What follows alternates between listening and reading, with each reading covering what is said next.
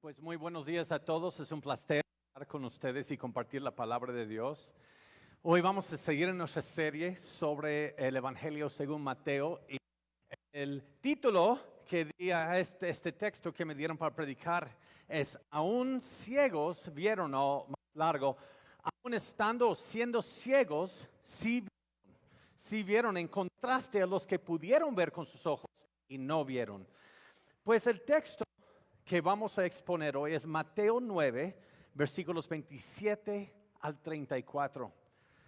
Muy pocos versículos, así que no va a ser una prédica muy larga, aunque eso a veces hoy resulta más larga. Y entremos a ver primero el texto y luego daré el trasfondo, cómo hemos llegado hasta aquí. Veremos unos mapas para entender lo que está pasando y luego entraremos en los detalles de este texto. Mateo 9, 27 al 34. Pasando Jesús de allí, le siguieron dos ciegos dando voces y diciendo: "Ten misericordia de nosotros, hijo de David". Y llegando a la casa vinieron a él los ciegos y Jesús les dijo: "¿Creéis que puedo hacer esto?". Ellos dijeron: "Sí, Señor".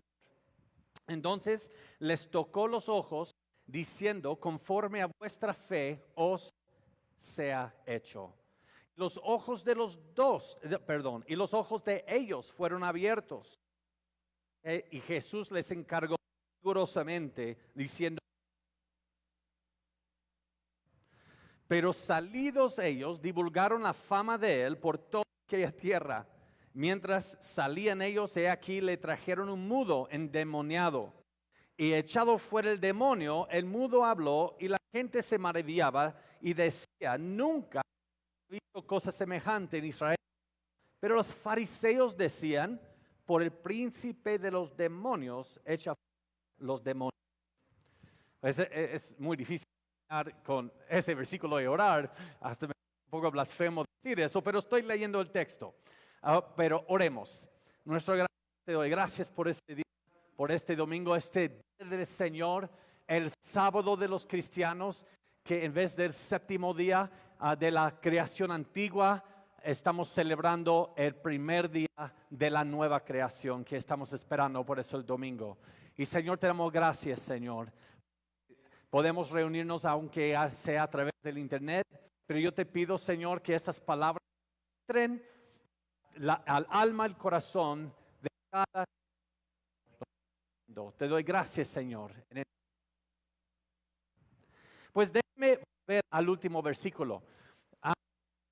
Líderes o pastores que están viendo esto, solo quiero dar un punto de versículo y luego vamos a llegar a la prédica.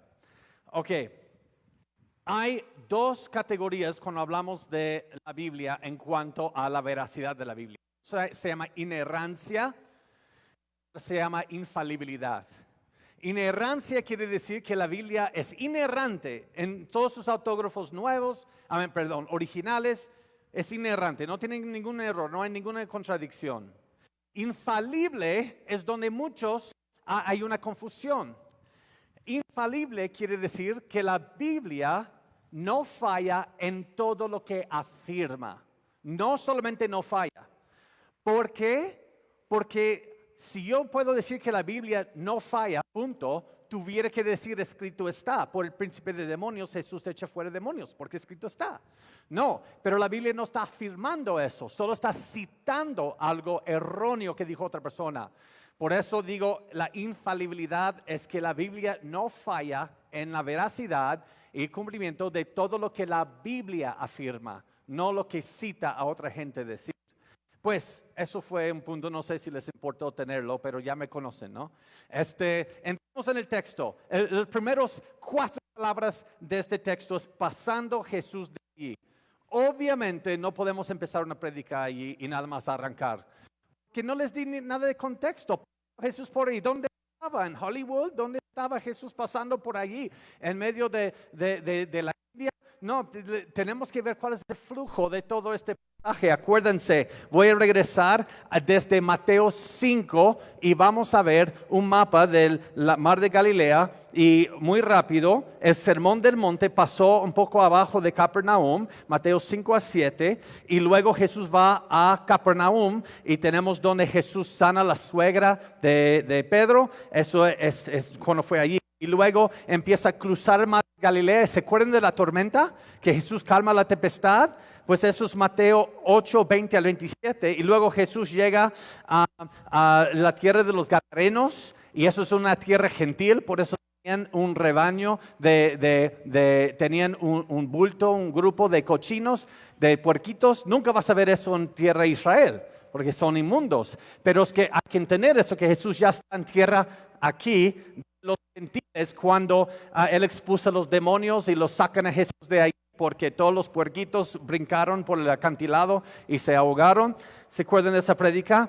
Y luego en todo Mateo 9 Jesús ha vuelto a Capernaum, y a eso hay que entender, porque nada más dice que él regresó como a la ciudad de él. Pero hice un estudio y en otro paralelo pasaje dice que es Capernaum. Así como un centro de donde él hace milagros y predicación, que no fue Belén donde él nació, no es Jerusalén, ¿ok? Entonces ya han regresado y hemos estado en Mateo 9 y está otra vez aquí. Jesús está dando círculos porque él está promoviendo algo que vamos a ver ya. Entonces Jesús ya en Capernaum otra vez, pasando Jesús de allí, le siguieron 2 ciegos. Ahora, paremos ahí un momento. Tienen que apreciar la ironía de esto. ¿Cómo le van a seguir 2 ciegos? ¿No ven? Veamos el contraste en el patrón. Número 1, viendo desde capítulo 8, Jesús es corrido por los gadarenos y los gadarenos eligen mejor sus demonios y bienestar económico que Jesús. Acuérdense que los gadarenos se enteran de los puerquitos que se ahogan y solo se preocupen por su bienestar económico y dicen a Jesús, vete de aquí. Luego, un paralítico es llevado a Jesús y es sanado para mostrar que Jesús es el Mesías prometido y tiene autoridad para perdonar.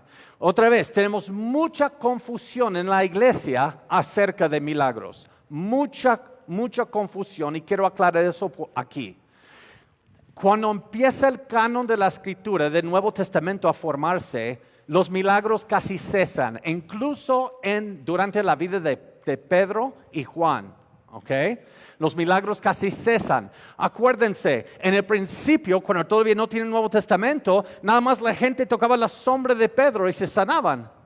Pero ya después, cuando ya tienen algunas cartas para el Nuevo Testamento, empezamos a ver que Pablo ni puede sanarse a sí mismo. Timoteo tiene que tomar un vinito porque sus constantes problemas con su estómago. Sabemos que Pablo tenía enfermedad de los ojos. De hecho, históricamente sabemos por Antioquía y esa región en ese tiempo pasó una plaga de los ojos. Y es quizás por eso que Juan Marcos no quiso entrar y es por eso que hubo un problema entre Pablo y Juan Marcos. Por eso Pablo dice a los Gálatas, ustedes hubieran sacado sus propios ojos si pudieran, y ustedes saben que esta letra viene mía porque es muy grande, porque Pablo tenía problemas.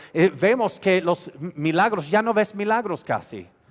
Y luego vemos a los discípulos de los apóstoles, como Clemente, como Policarpo. Ellos solo sufren por la fe y no vemos casi ya ningún milagro. Y en casi toda la historia de la iglesia, ahora Dios puede hacer un milagro, no malentiendan, oren por sanación. Pero el tiempo en que eso es el estándar de la iglesia se ha acabado. Y vemos eso en la misma Biblia y en la historia de la iglesia. Así que cuando vemos esas sanaciones, tenemos que tener cuidado a no decir, entonces, ¿por qué yo no puedo ir hoy y decir, sea sanado y alguien se cae? Y fíjense, muchos que lo hacen hoy, la gente no se sana, solamente se desmaya y eso hace el problema peor, por lo que parece. Pero tengamos cuidado porque Jesús está comprobando que Él tiene la autoridad para ir a la cruz para perdonar sus pecados. Acuérdense, le traen un paralítico y ¿qué es lo que hace Jesús? perdona sus pecados primero. Y luego dice, para comprobarles que el Hijo del Hombre tiene la autoridad para perdonar, luego lo sana. Jesús está confirmando que eres el Mesías del Antiguo Testamento solamente. No es para decir, ahora iglesia ve y van a tener poderes por 2-3 mil años hasta que regrese para sanar a medio mundo. Y luego Jesús llama a Mateo a seguirle en medio de su vida pecaminosa. Tenemos el llamado de Mateo ya en este capítulo anterior. Y él es un publicano. Él es uno que roba de la gente, es un traidor de los judíos. Viene a Roma, los toma control y Roma elige a unos judíos y les da regiones. Y les dice, tú para esa región me das 1,000 pesos al mes, por decir. Pero lo que tú colectas no me importa. Si colectas 1,500 pesos, eso no es mi problema. Quédate con los 500, pero das a Roma 1,000. Entonces imagínate los judíos esperando el Mesías que los va a liberar supuestamente de esta opresión. Y tienes judíos entre ellos sacando provecho y robando del pueblo. Mateo fue uno de ellos. Y Jesús pasa y dice, sígueme. Imagínate los fariseos viendo esto. Y luego Jesús es juzgado por comer con pecadores. Y luego, en este contexto, los mismos discípulos de Juan el Bautista no entienden por qué Jesús y sus discípulos no muestran una mayor santidad que ellos y los fariseos. Acuérdense, los discípulos de Juan, ay, ¿por qué ustedes no ayunan como nosotros y los fariseos? Y es muy importante para entender dónde va a ir el resto de Mateo, se basa en lo que estamos viendo hoy. Y luego vino un hombre a Jesús para sanar a su hija, creo que eso fue ya la semana pasada. Y luego en camino a ella, a esta niña, para sanarla, una mujer se acerca, le toca el borde de su manto para ser sanada de un flujo de sangre. Luego, llegando a nuestro contexto de hoy, le siguen dos ciegos. Pero antes de ver lo que pasa con estos 2 ciegos, veamos las expectativas del pueblo judío aquí. Y luego haremos un contraste o una comparación, lamentablemente, de nuestras expectativas actuales en cuanto al reino de Dios. Los gadarenos, sus expectativas fueron el bienestar económico a cualquier costo. El paralítico, su expectativa fue ser sanado simplemente. Mateo, su expectativa en la vida fue el bienestar económico hasta que fue llamado. Los fariseos, elitismo en santidad y comunidad. ¿Saben qué es elitismo? Eso es una jerarquía de personas y de niveles. Ellos querían un jerarquismo de santidad y comunión y comunidad. Por eso cuando vieron a Jesús en comunión con esos pecadores, a un rabí entre ellos, aunque Jesús no fue fariseo, es rabí. Y ellos se escandalizaron por eso. Los discípulos de Juan el Bautista, mayor santidad ceremonial. Eso fueron sus expectativas para esta vida. Su vida, lo que les estoy tratando de poner aquí, es que todo el pueblo tenía sus expectativas en algo. Y Jesús no viene a frotar y acariciar sus expectativas. Él viene con un mensaje que se va a centrar en otra cosa. Y luego un padre desesperado por sanación de su hija, una mujer con flujo, sanación por sí misma, y ahora llegamos a estos 2 ciegos y vamos a ver cuáles son sus expectativas. Pues, aunque todo, miren mis hermanos, para entrar en este texto, aunque todo Mateo se ha enfocado en el reino de Dios, de aquí para adelante, en el resto de Mateo, se va a enfocar en la fase inaugural del reino. Les voy a explicar eso. Pero con mayor énfasis en la fase consumada del reino. El reino de Dios, viene Jesús y enseña que tiene 2 fases. Les voy a enseñar esas fases. Y el pueblo judío no quería aceptar las 2 fases. Incluso vamos a ver en Mateo 11, Juan el Bautista no quiso aceptar esas 2 fases. Él solo quiso la fase escatológica, no quiso la fase inaugural. Vamos a ver eso. En otras palabras, todo el texto lleva un crescendo, eso es una palabra en Italia.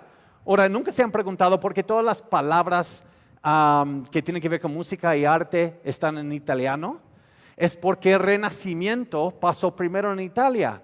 ¿Y por qué? Porque no tenían el sistema feudal y estaban más abiertos a entrar en tiempo de renacimiento. Y es por eso en nuestros términos en música y mucho en arte tienen que estar en italiano. Pero el italiano es un lenguaje primo del castellano.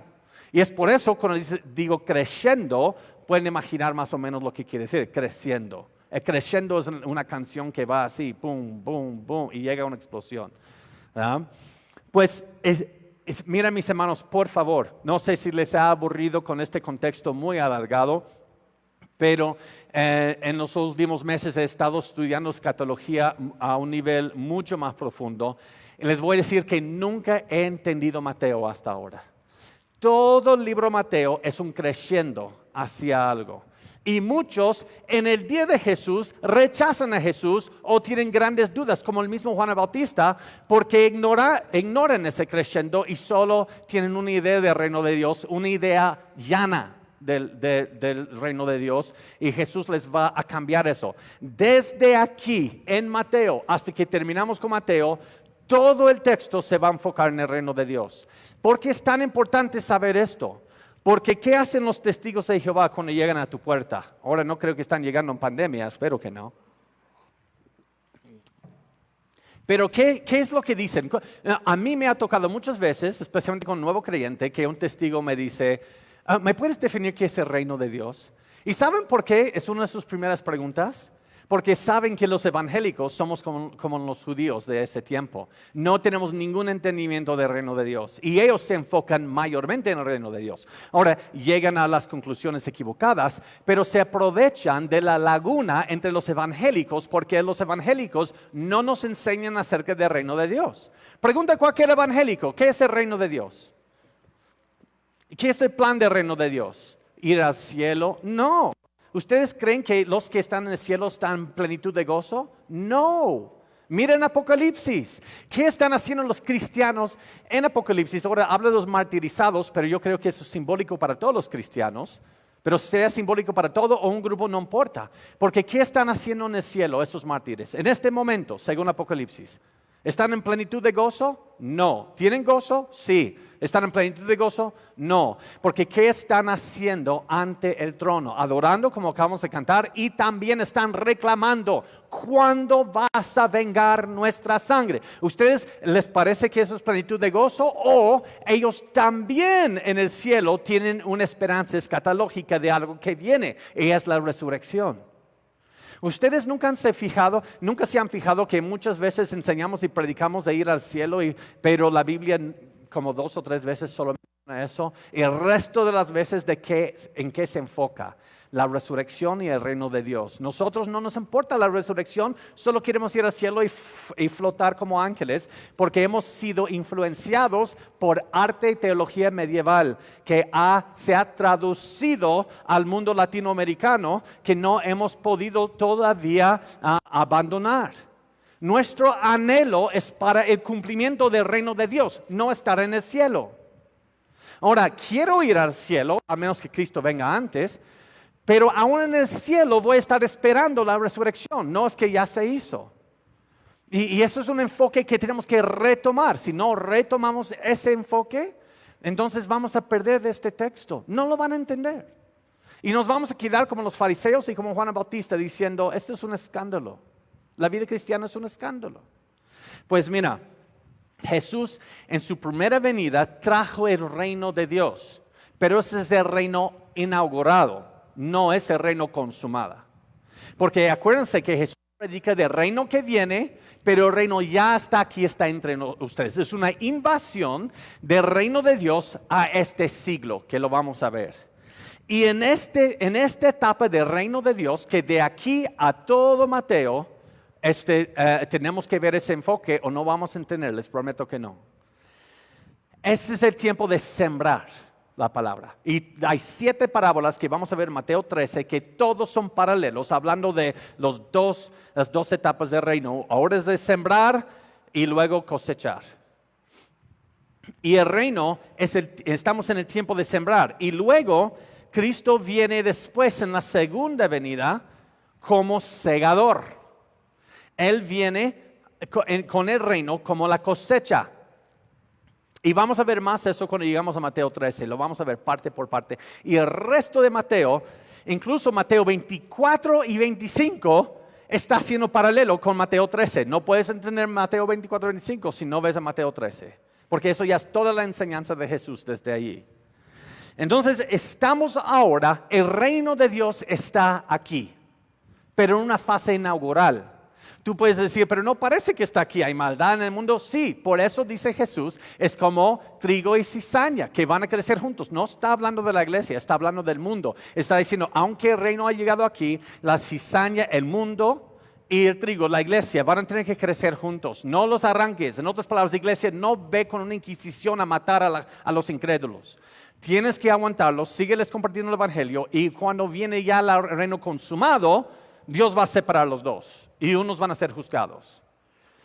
Pues, eso es la fase consumada del reino. Así que cuando usamos esa palabrota, escatología, de eso estamos hablando, de esta parte del reino. Eso es la escatología. No es el fin de los tiempos solamente, no es la segunda venida de Cristo, eso solamente son partes, no, es todo el reino de Dios en su fase consumada eterna, sempiterna, mejor dicho. ¿Ok? Pues, esto es el mensaje de Jesús que va a estar en todo Mateo, se los prometo. Van a ver esto cada vez, si Dios me da la oportunidad de predicar en este libro otra vez, van a tener que ver esto, porque no puedes entender lo que está pasando en Mateo si no entiendes esto. Ahora viene Jesús con este mensaje y los judíos rechazaban esta primera parte. Rechazaron, e incluso muchos de sus propios seguidores de Jesús. Y ellos no entendieron ni esto, los mismos Mateo y los otros no entendían esto hasta después de la resurrección cuando tenían el Espíritu Santo. No entendían esto. Pero Jesús es paciente, Él sabe que ellos lo van a entender luego. Pero tampoco aceptaban esto, solo aceptaban la resurrección, pero lo demás lo rechazaron. En nuevos cielos, nueva tierra sí aceptaban, pero ellos se querían esto. Los judíos en su tiempo, cuando pensaban en Mesías, ellos pensaban en el vengador nacionalista, el que viene a destruir a Roma, poner su reino eterno, pero en este siglo. No entendían, no. Esto es para el siglo venidero. Entonces ellos querían a un Cristo, para ellos tenían esta línea de tiempo. Estamos viviendo aquí y las profecías hablan de un Cristo que viene como conquistador. Y por eso Jesús fue un escándalo para muchos de ellos. Porque Cristo viene y dice, no, de hecho ustedes tienen un entendimiento muy llano del reino, les voy a explicar más. Ahora vine como sembrador y luego vendré como juez y heredero. Y voy a tomar a los coherederos conmigo. Pues, y esta otra vez es la escatología, aquí, cuando hablamos de escatología. Pues mira, en 18 veces en el Nuevo Testamento habla de este siglo y el siglo venidero. 18 veces. Y muchas más veces habla de esto, pero de manera más indirecta. Y el siglo actual es la antigua creación, aún estamos en la antigua creación y el dominio de Satanás sobre este mundo. Ahora el siglo venidero es la nueva creación y el reino de Dios en su plenitud. ¿Qué queremos decir con siglo? Eso en español es 100 años, pero también eso no es lo que dice la Biblia, no fue escrita en castellano. En el griego, es que se escribe 18 veces esa palabra y es aion o ion. Y eso no quiere decir 100 años, tiene dos categorías esa palabra griega. Y tenemos que entender eso. Tiene un aspecto temporal que tiene que ver con tiempo, un largo periodo de tiempo, una era, y también tiene un aspecto espacial, no solamente tiempo, sino en 3D. El mundo, por eso a veces es llamado el mundo, este mundo. No está hablando del planeta Tierra, está hablando del cosmos actual en este largo periodo de tiempo. Entonces tiene un aspecto temporal y espacial. ¿Ok?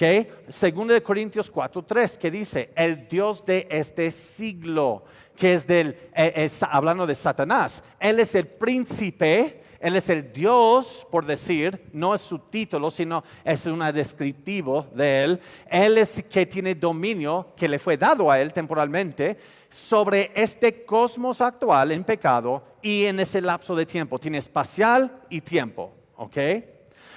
Pues, entonces tenemos el siglo venidero y el siglo actual. La Biblia dice, una que otra vez. Jesús lo va a dar una y otra vez.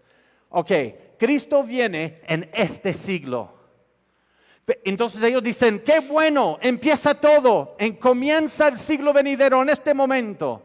No, Jesús lo que hace es una invasión a este siglo, trayendo su reino al reino de Satanás como una invasión, pero lamentablemente por ahora, pero ese es su plan, así lo quiere, el reino de Dios y el reino de Satanás van a tener que coexistir en el mundo. Son tus vecinos, es tu jefe.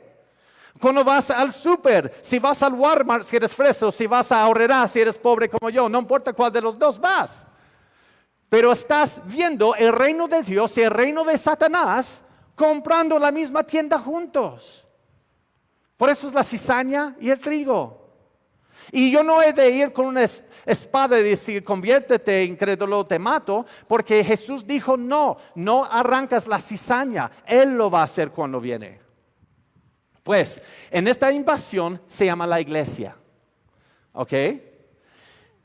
Mira, y en la iglesia, el comienzo aquí, en este siglo, se llama los postreros días. Los postreros días empezaron con la venida de Cristo y terminan aquí. ¿Por qué postreros días? Solamente dice los tiempos después, los tiempos de la invasión. Mira lo que dice Hechos 2, 15 a 17, en el día de Pentecostés. Porque estos no son ebrios. Acuérdense que estaban hablando en lenguas, cada uno escuchaba el evangelio en su lenguaje. Como vosotros suponéis, puesto que es la hora tercera del día, son las 9 de la mañana. Mas esto es lo dicho por el profeta Joel. En los postreros días, dice Dios, derramaré mi espíritu sobre toda carne. Y luego lo demás que dice Joel no se ha cumplido porque es solo unas frases que se van a cumplir desde la venida de Cristo hasta la segunda venida de Cristo. Estamos en los postreros días. Uno dice, sí, porque veo los señales. No. Esos son los señales de la venida de Cristo, no de los postreros días. Hemos estado en los postreros días desde que vino Cristo. Estamos en el tiempo donde hay una mezcla del reino de Dios y el reino del mundo coexistiendo. Entonces nuestro trabajo es compartir el evangelio para que sean trasladados al reino de Dios del reino de las tinieblas. Pues, y esos son los postreros días. ¿Por qué digo todo esto? ¿Cuándo voy a hablar de estos pobres ciegos? Es porque si aquí vamos a ser igual que los profetas del Antiguo Testamento, vamos a ser igual que Juan el Bautista, vamos a ser igual que los fariseos y los escribas, vamos a ver todo lo que está pasando en Mateo de una manera llana. Si no vemos el tridimensional de esto y cómo Jesús está explicando el reino. Entonces le siguieron dos ciegos. Ahora veamos unos apuntes sobre este texto. Es inevitable notar la ironía aquí. Dos ciegos siguen a Jesús cuando muchos pueden ver y no lo siguen. Allá están los escribas que dicen el texto, que ellos van a decir cómo puede comer con pecadores. Allá están los fariseos, que los escribas son parte de los fariseos muchos, los fariseos que dicen que él está haciendo eso con el poder del demonio, con el príncipe de los demonios. Allá está Mateo. Mateo no lo siguió hasta que Jesús lo llamó a él. Le traen un paralítico a Jesús. Y pocas personas son los que vienen a él voluntariamente. Y estos dos ciegos no pueden ver. Imagina tu vida un momento, ciérrate los ojos, a menos que estás manejando, no lo hagas, o vas a ver a Jesús pronto y vas a ser parte de la prédica. Imagínate que toda tu vida es así, total oscuridad. ¿Cómo vas a saber seguir a Jesús?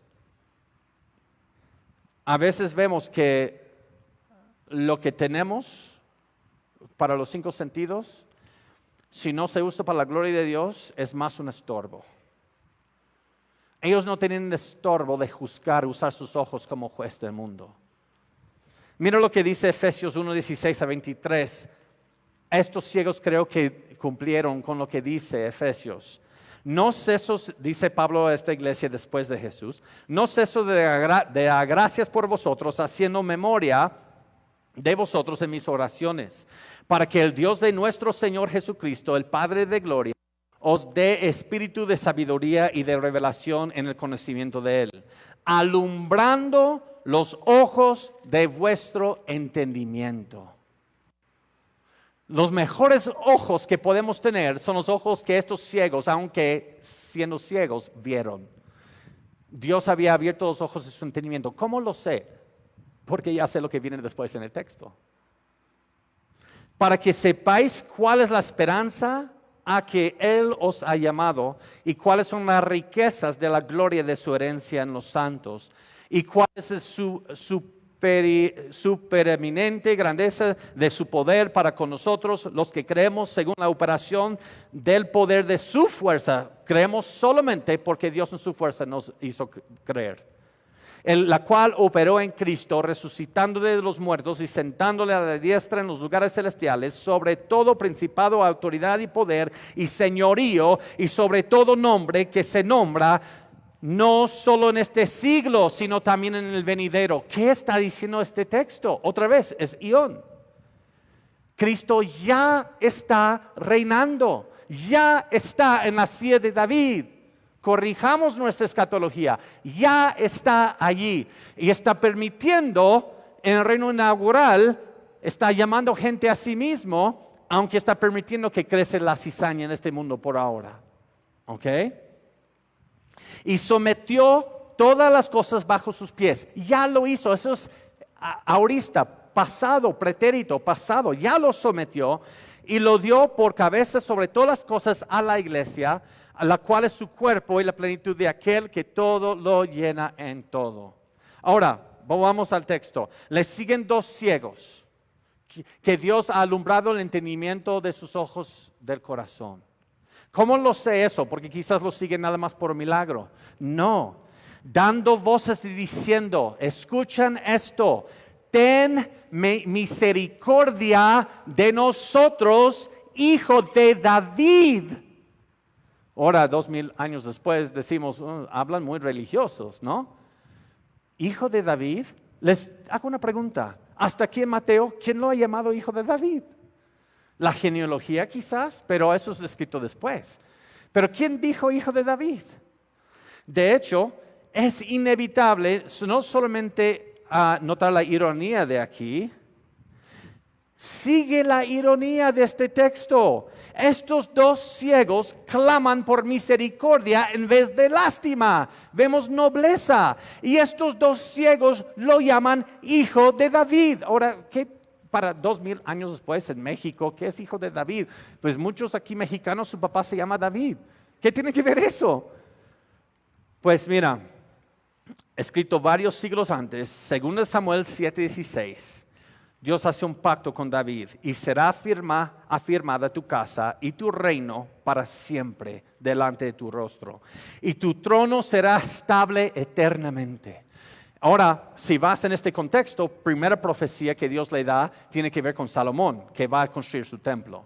Y luego él ya brinca en Samuel hablando del hijo de David porque va a tener un trono eterno. Y eso es acerca de Jesús. Por eso, si vas a Apocalipsis, al final de la Biblia, 22:16, yo, Jesús, he enviado mi ángel para daros testimonio de estas cosas en las iglesias. Yo soy la raíz y el linaje de David, la estrella resplandeciente de la mañana. Ahora, ¿qué tiene que ver esto? Hijo de David es el título para el Cristo, el Mesías. Dos ciegos lo llaman Mesías. Ahora, ¿por qué es importante esto? Porque ni siquiera los discípulos saben eso todavía. Mira, estamos en Mateo 9, ¿no? Brincamos a Mateo 16 y tenemos la confesión de Pedro, que eres el Cristo, el Hijo del Dios viviente. Él dijo, y todos los discípulos, algunos dicen que eres Jeremías, otros que Elías, y quienes dicen, y luego, no es que todos los discípulos lo sabían, porque Jesús le dijo a Pedro, mi Padre en el cielo te lo reveló. Entonces, ¿quién le reveló a estos ciegos que Jesús es el Mesías? Desde mucho antes que sus mismos discípulos lo van a creer. Dios. Obviamente no fue carne lo que te reveló eso, porque están ciegos. Entonces, los únicos en planeta Tierra En este texto, que saben que vino el Mesías, hasta Juan el Bautista tenía sus dudas. Vamos a ver cuando llegamos al Mateo 11. Los únicos, hasta donde podemos ver, al menos en el texto, en todo planeta Tierra, que supieron que llegó el Mesías, fueron 2 ciegos. Imagínate, hoy la población del planeta Tierra es 7.9 mil millones de personas. No fue para entonces, si ves mapas. Digamos que hubo 100 millones. No sé, para ese tiempo, no investigué eso. 200 millones de personas, digamos, en planeta Tierra, en las Américas, Asia, etc. Con tantos millones de personas, por un momento, el mensaje que vino el Mesías, con certeza, depende en 2 ciegos en todo el mundo. Esta es la fragilidad, pero la fuerza del Evangelio de Dios. ¿Qué dice Salmo 8? Por la boca de niños que aún están, que maman aún, tú has callado, has establecido tu fuerza ante tus enemigos. Dios no necesitamos el rabí más grande, necesitamos a Gamaliel al menos, que él acepte a Jesús o nadie más va a creer en el mundo y el evangelio va a fracasar. No. En esto Jesús está preocupado y solo son 2 ciegos en medio de toda esta bola de gente que sabe que vino el Mesías y están ciegos. ¿Qué van a hacer ellos? La ironía aquí es enorme. Y llegando a la casa, ¿qué pasó? Llegando a la casa, Jesús los ignoró. Le están siguiendo a Jesús, hijo de David, y él sigue. Y luego él llega a una casa y le siguen, persisten, llegan a la casa. Vinieron a él los ciegos que estaban clamando. Y Jesús les dijo, ¿creéis que puedo hacer esto? Ellos dijeron, sí, curios. Oh, no. Hermanos, si ustedes no ven la ironía aquí, no sé qué más decirles. Lo llaman curios. Ese es el nombre griego para el título de Yahvé, de Jehová. Porque desde aquí todos lo llaman rabí, maestro. Yo soy rabí si quieres hacerme como medio judío. Y rabí, él es profeta. Y 2 ciegos lo llaman curios. Acuérdate, Tomás vio a Jesús con sus ojos, vio los milagros, él supo, él vio la crucifixión y él dijo, a menos que no veo yo con mis ojos y no le toco, no voy a creer. Él ve a Jesús resucitado con sus ojos y dice, ho curios mu kai ho teos mu, ho curios mu, el Señor de mí. A Tomás tuvo que ver a Jesús resucitado con sus ojos para llamarlo curios. 2 ciegos no ven y no saben nada de la crucifixión y resurrección venidero y ya lo están llamando curios, Señor. Mis hermanos, espero que esto nos rompe del elitismo cristiano que tenemos hoy. Yo no estudio teología para ser más cerca a Dios. Yo lo quiero conocer más, pero sigo siendo el mismo pobre, débil, pecador, ciego. Pero hoy, muchas veces cuando viajo, llego a la iglesia, me ponen enfrente con una silla con mi nombre. Y eso siempre me incomoda. Y luego me llevan atrás y me dan el café más rico con una mujer que viene bien vestida como ayudante y los trae el pan y nos traen como un restaurante muy fino. Y luego llega uno así bien sucio en la iglesia y viene de afuera y a veces es como, pues, hey, guarda que él no se acerca. Nadie me lo ha dicho, pero se siente así. Y a veces me he acostumbrado a ese trato. Esta pandemia me ha ayudado a no ser acostumbrado ya de ese trato. Mi esposa no me trata así. Y dice, ve, recoge tus calzones del piso. Y digo, ¿dónde está la ayudante? No. Pero mis hermanos, hemos caído, o al menos yo, si soy el único aquí que ha pasado por esto, en una clase de elitismo. Los miembros que tienen 10 años en la iglesia y que han contribuido más dinero en las ofrendas, ellos tienen más palabra que los nuevos. Mis hermanos, que esto no rompe del elitismo.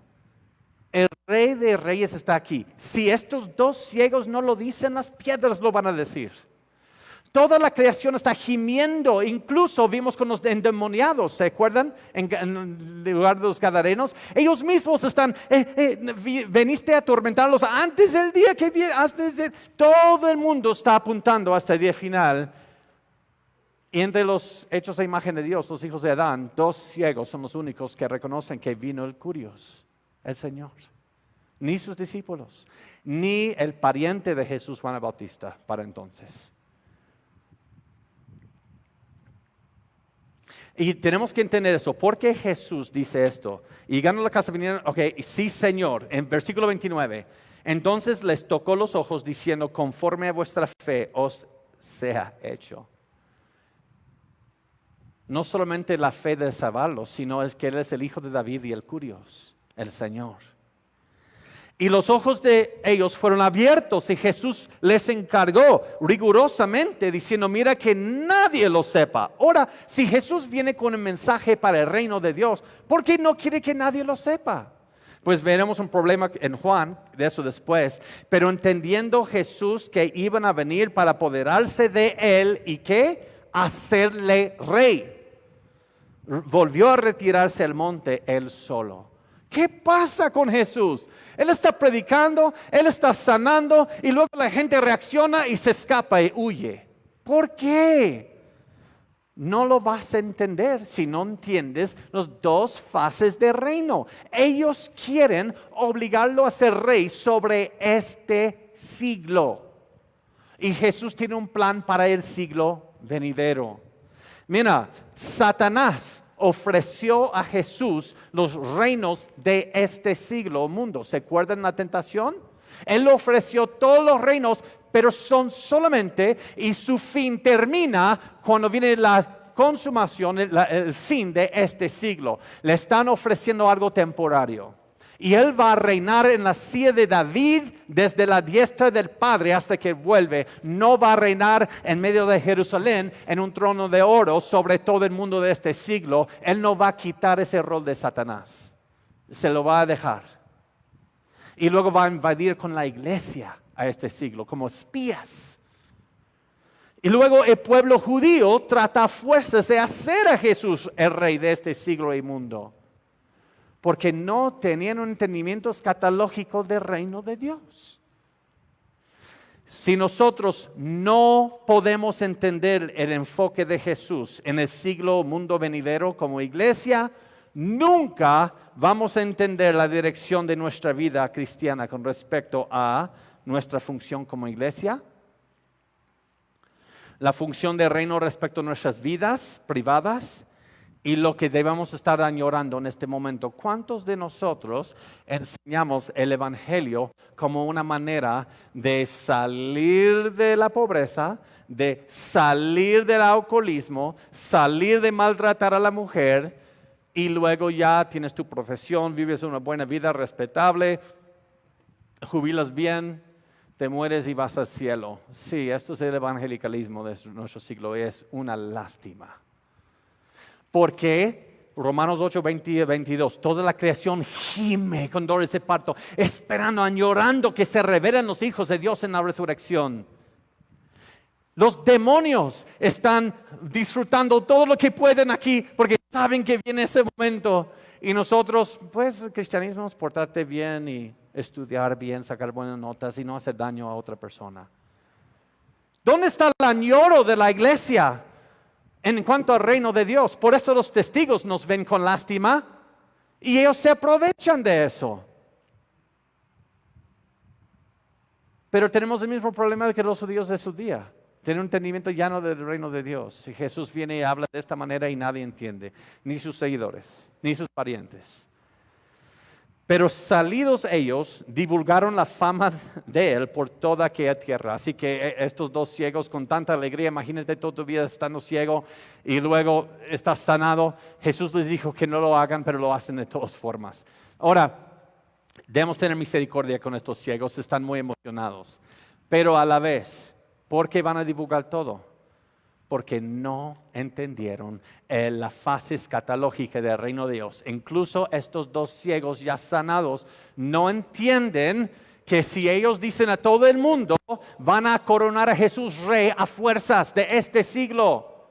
El Belzebub, el señor de las moscas, lo quieren ahora convertir en el Señor Jesús. Y Jesús no lo va a aceptar. Aún con el mandato de Jesús, ni siquiera estos ex ciegos pueden entender el reino de Dios.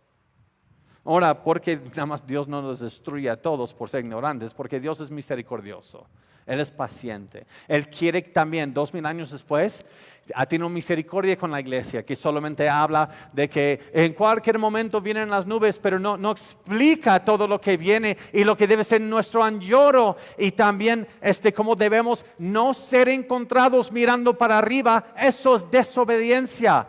Acuérdense, cuando Jesús sale arriba, ¿qué le dicen los ángeles a los que estaban ahí? ¿Por qué siguen mirando arriba? Entonces, iglesia, deja de mirar arriba. Que cuando Jesús regrese, nos sorprenda, pero nosotros tomando el reino inaugural hacia el reino consumado.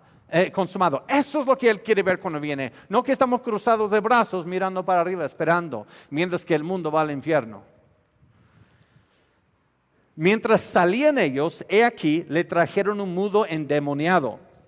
Y echado fuera el demonio, el mudo habló, y la gente se maravillaba y decía, nunca se ha visto cosa semejante en Israel, porque nunca se había visto algo así en Israel. Ya les hablé hace algunas semanas de demonios, no tengo que entrar en eso, solo cobre memoria. ¿Por qué nunca se había visto algo así en Israel? Porque si es que se habrían visto algo así en Israel, habrían dicho, ya llegó el Mesías cuando no había llegado Jesús. Porque una señal de la venida del Mesías en la primera venida es que iba a dar voz a los mudos. Mira lo que dice Isaías, hablando cuando viene el Mesías. Entonces los ojos, en otras palabras, cuando llegue el Mesías, los ojos de los ciegos serán abiertos, los oídos de los sordos se abrirán, entonces el cojo saltará como un ciervo y cantará la lengua del mudo. En otras palabras, por supuesto que nunca habían visto esto en Israel, porque si lo habían visto, hubieran visto al hombre que lo hizo, lo hubieran hecho Mesías, rey. Y eso habría ido todo en contra del plan de Dios. Pero los fariseos decían, por el príncipe de los demonios, echa fuera los demonios. Pues vamos a ver después que esto es el pecado imperdonable. Ahora, muchas personas dicen, ¿cómo sé si yo he cometido el pecado imperdonable? Hay un pecado que ni el Evangelio te puede perdonar. Sin embargo, sí, mucha gente dice que no, pero sí hay. Pero no se preocupen, no podemos hacerlo hoy. ¿Ok? Porque el blasfemar en contra del Espíritu Santo es ver a Jesús en carne, ver sus obras y luego responder a Jesús. Eso no es el Espíritu Santo, eso es Satanás. Ahora, Jesús no está aquí en carne. Por eso, en todas las epístolas y toda la iglesia predican que Jesús perdona de todo pecado. ¿Por qué? Porque Jesús no está aquí en carne para que puedas cometer ese pecado. ¿Ok? Pues, y vamos a ver después que dice que ni en este siglo ni el venidero. En otras palabras, ni en tu vida ahora puede ser perdonado ese pecado, ni después. Ok, los fariseos decían, por el príncipe de los demonios, echa fuera los demonios. Entonces veamos este contraste. Dos ciegos. En ese tiempo no tenían como tenemos hoy una estructura social donde dos ciegos pueden ser profesionales. Dos ciegos, los más humildes posibles, lo llaman hijo de Dios, hijo de David, Mesías, ten misericordia de nosotros, nobleza y humildad y curios, Señor. Y los fariseos que han estudiado la Escritura toda su vida y tradiciones de rabinos más que la Escritura, dicen esto es Satanás. Los únicos de este texto que no celebran son los fariseos aquí y los escribas anteriormente en el capítulo. Veremos luego cuando llegamos al capítulo 3 que no entenderán las palabras del reino, aunque en sí no son parábolas difíciles de entender, pero son difíciles de aceptar. ¿Ustedes se acuerdan cuando Jesús dice en Mateo 13 después? Perdón que estoy dando tanto de Mateo 13. El que lo predica se va a enojar conmigo. Pero acuérdense, Jesús dice para que no entiendan, que viendo no ven. Ahora, si tú estudias esas parábolas, son simples de entender. Muy fáciles de entender si entiendes el reino. Entonces, ¿por qué ellos no entendieron? Es porque no lo podían aceptar. Jesús viene y les está estorbando su entendimiento llano del reino con el siglo actual, siglo venidero. El siglo venidero ya ha invadido en parte con la iglesia, con Cristo, y ahora sigue con la iglesia, al siglo presente, y esa es la fase inaugural del reino, y eso empieza los postreros días de este siglo actual, y entonces hemos que sembrar y no esperar que reinen Israel y corren los romanos, y Jesús enseña ese del reino, Mateo 13, hasta todo Mateo, hasta el final. Y casi nadie lo puede aceptar. Por eso les hablan parábolas, porque ellos rehúsan aceptar eso del reino. Vemos pronto que Juan el Bautista en el capítulo 11 tampoco entenderá el reino. Pero Juan es reconfirmado por Jesús. No hay que dudar de Juan, ahora sí él fue creyente. Jesús sí dice que es creyente. Así que mis hermanos, antes de llegar a la aplicación y terminar, les quiero animar, mis hermanos. Toda clase de doctrina rara y chistosa sale cuando nosotros no entendemos el mensaje de Jesús en todo Mateo. Y todo Mateo están viendo en este momento, en este pequeño dibujo e ilustración. Es todo el libro de Mateo. Se enfoca en el reino. El reino tiene que ver con el lugar que gobierna y hecho su reinado. Tiene dos aspectos. También eso en otros capítulos vamos a ver. Y estamos en los postreros días. En los postreros días hay que estar sembrando la palabra. En los postreros días tenemos que entender que estamos que Cristo ya reina sobre el trono de David, como acabamos de ver en Efesios, también lo dice Hechos, y eso debe cambiar nuestras vidas, debe cambiar tu vida espiritual. Hablo con hermanos que tienen un matrimonio fracturado y según ellos, están haciendo todo lo posible, pero aún no se resuelva. Y a veces estoy esperando que me diga, ¿para qué seguir con Cristo entonces? Porque para que yo les pueda dar una buena exhortación. Mira, si te toca estar con una esposa que nunca te acepta y una esposa que nunca acepta el Evangelio el resto de tu vida, ¿qué tiene que ver eso con tu caminar con Cristo? Tu expectativa no es escatológica, tu expectativa es que Cristo reine completamente en este siglo, que comparta el trono con Belzebú, el señor de las moscas, Satanás. Tú quieres tentar a Jesús tal como lo hizo Satanás, tal como dicen los judíos. Si tienes una expectativa escatológica, tú puedes aguantar sufrimiento en esta vida porque tu mirada viene hacia lo que viene. Cuando llegamos a Mateo 13 vas a ver, el tesoro aún está escondido en el terreno. No puedes gozar completamente ese tesoro todavía. El reino de Dios es como un terreno que tiene un tesoro escondido. ¿Por qué obligas a Dios que te dé tus monedas ahora? No, hasta que venga Cristo vas a tener el terreno y puedes desenterrar el tesoro.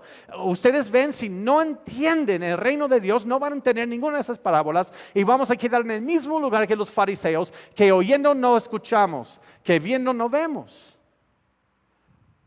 Aplicación. Por lo que parece, incluso la ceguedad de los dos hombres fue una ventaja para ver lo que nadie en planeta Tierra pudo ver. Juan el Bautista escuchó la voz del Padre en el bautismo de Jesús. Vio el Espíritu Santo en forma de paloma y aún no fue suficiente para no caer en una duda en su fe, que vamos a ver después. Pero ¿por qué les sigo hablando lo que viene en Mateo? Porque tenemos que conectar todo Mateo o vamos a perderlo. Una pregunta personal. ¿Te estás apoyando hoy en lo que tú puedes observar sobre tu vida para entender a Jesús? Porque para algunos de nosotros sería una ventaja que Dios nos quitara la vista física. Porque nuestra vista física confiamos en ella y no en los ojos del corazón que Dios da.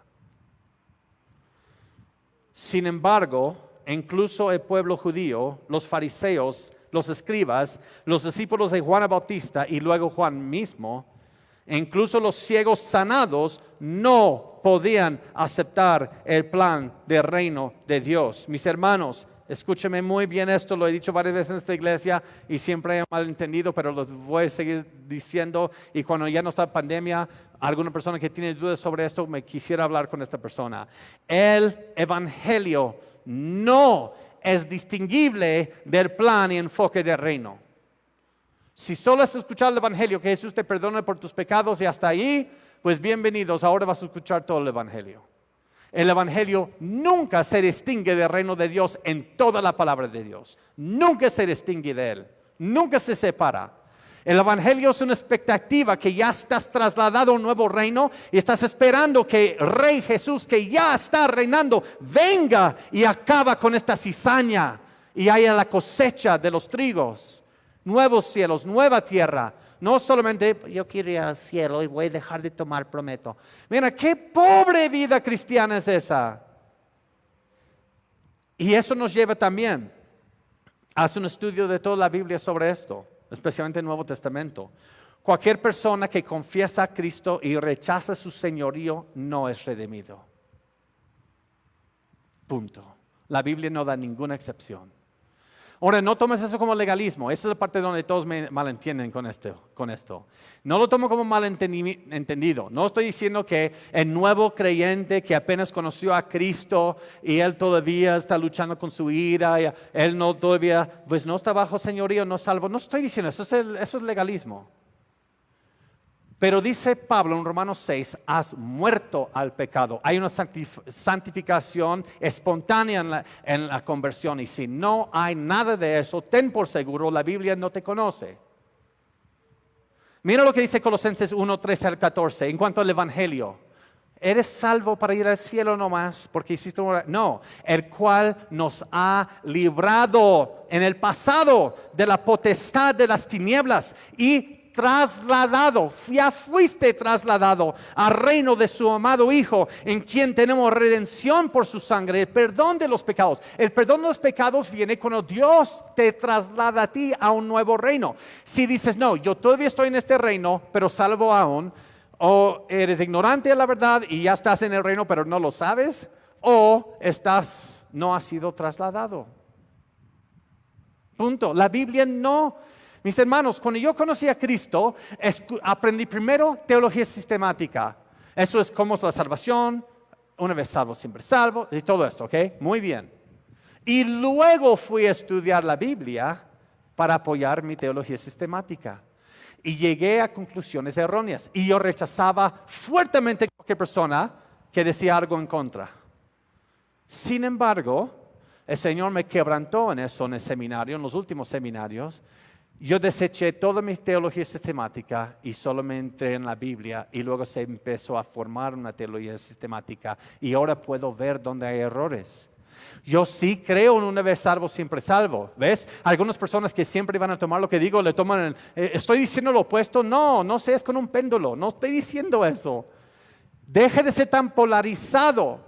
Una vez salvo, siempre salvo, aunque sigo en homosexualidad, aunque sigo en adulterio, aunque sigo practicando esto, soy un cristiano carnal porque hice la oración, una vez salvo, siempre salvo. La Biblia no conoce nada de eso.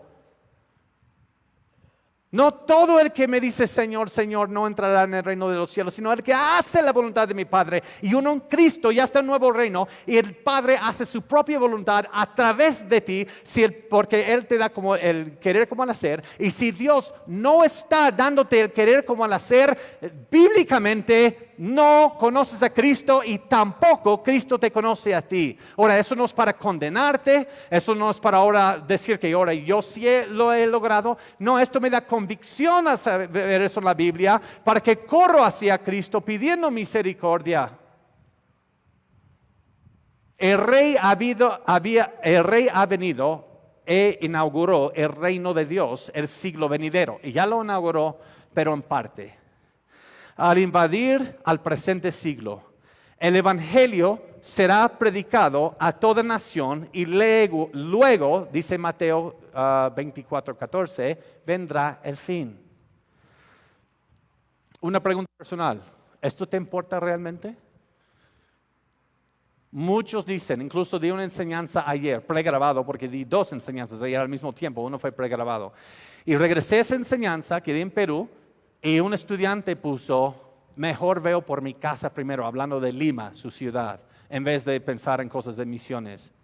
Hay tantos en Querétaro, los 2 millones que no conocen a Cristo, ¿para qué estar dando dinero, Pastor Mario y Héctor, a misioneros cuando hay tanto aquí en Querétaro? No. El Cristo no viene cuando todo Querétaro conoce a Cristo. Cristo viene cuando es predicado el Evangelio a toda nación y lengua. No, ninguna parte de la Biblia me enseña que primero toda mi ciudad conoce a Cristo y luego mando misioneros. Ese día nunca va a llegar. El Evangelio, la segunda venida de Cristo viene cuando toda tribu, lengua, nación haya escuchado el Evangelio.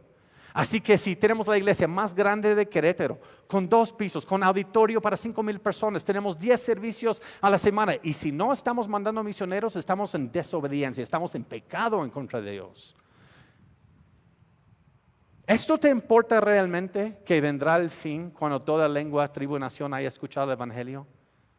Hay más de 3,000 lenguajes que no tienen la Biblia aún hoy. Vi las estadísticas ayer en Wycliffe. Otra pregunta, y vamos a terminar, les prometo. ¿Es el enfoque de tu vida familiar, profesional y en la iglesia? ¿Cuál es ese enfoque? ¿Que venga Cristo? ¿O ya te cansaste de eso? Porque hay tantos predicadores que dicen el 14 de agosto cuando la luna se pone este color por un eclipse viene Cristo y luego Cristo no viene. Sí, deja de seguir esos guajalotes. Son mentirosos del diablo. Nadie sabe el día ni la hora. Pero ahora no te hagas un cicatriz en contra de la segunda venida y luego lo ignoras. La vida cristiana es añorando hacia la venida de Cristo y haciendo nuestro trabajo para sembrar. No es vivir bien una vida profesional y hacer tus padres orgullosos. En muchas maneras, los 2 ciegos vieron más que toda Judea y el resto del mundo. Y es la última pregunta que les quiero hacer. ¿Hay alguna habilidad natural suya como la vista? ¿O los orejas? ¿Tu inteligencia? ¿Tu capacidad de retener datos de teología? ¿O tu capacidad en tu profesión? ¿Hay alguna habilidad natural que Dios te ha dado, suya, que al depender en ella te prohíbe ver a Jesús como curios, como hijo de David, pidiendo misericordia, como los 2 ciegos? Porque les digo algo, estos 2 ciegos vieron más estando ciegos de lo que vieron cuando Jesús los sanó. Ya sanados, desobedecieron a Jesús y dijeron a todo el mundo, antes de ser sanados, ten misericordia, Mesías, curios, Señor. ¿Ustedes no ven la diferencia? ¿Hay alguna habilidad que tienes que es un estorbo más que una herramienta para la gloria de Dios? Y luego, mis hermanos, de nada sirve ser un fariseo si cuando ves a Jesús ves a Satanás. De nada te sirvió. Oremos. Nuestro Dios, te doy gracias, Señor, por este día, por este tiempo de prédica.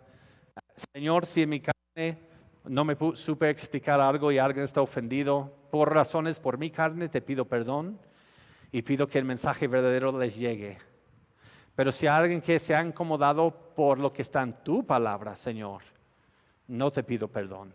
Pido que perdones a esa persona y le des por tu misericordia, gracia, entendimiento de tu reino. Señor, cambia la dirección de nuestra iglesia, Señor, de la iglesia en nuestros países, en la iglesia en todo el mundo. A que podamos volver 2000 años después a tus enseñanzas y empezar a añorar nuevamente, añorar con la creación, incluso los demonios, sabiendo que lo único que tenemos en común con los demonios es que debemos saber que vienes. Los demonios temen ese día, nosotros debemos añorar ese día. Señor, denos esa urgencia que penetre esa urgencia en nuestra vida profesional, en la familia, en la iglesia. La urgencia que toda tribu, lengua, nación escuchen el Evangelio y luego vendrá el fin. Que ese fin, Señor, sea nuestro añoro, anhelo, que sea el deseo y el canto de nuestro corazón todos los días. Y Señor, si hay alguien que no te conoce, Señor, yo te pido que la muerte de Cristo, su resurrección y su ascendencia al trono de David, en este momento a tu diestra, sea un mensaje que les conceda el arrepentimiento y que puede confiar en el Evangelio. Pero un Evangelio no aguado del siglo XXI, sino un Evangelio de reino, lo inseparable del reino del Evangelio en toda la Biblia, que nosotros hoy hemos divorciado. Hemos divorciado lo inseparable, hablar del Evangelio sin el reino. Y Señor, te pido esto en el nombre de Cristo Jesús. Amén y amén. Gracias.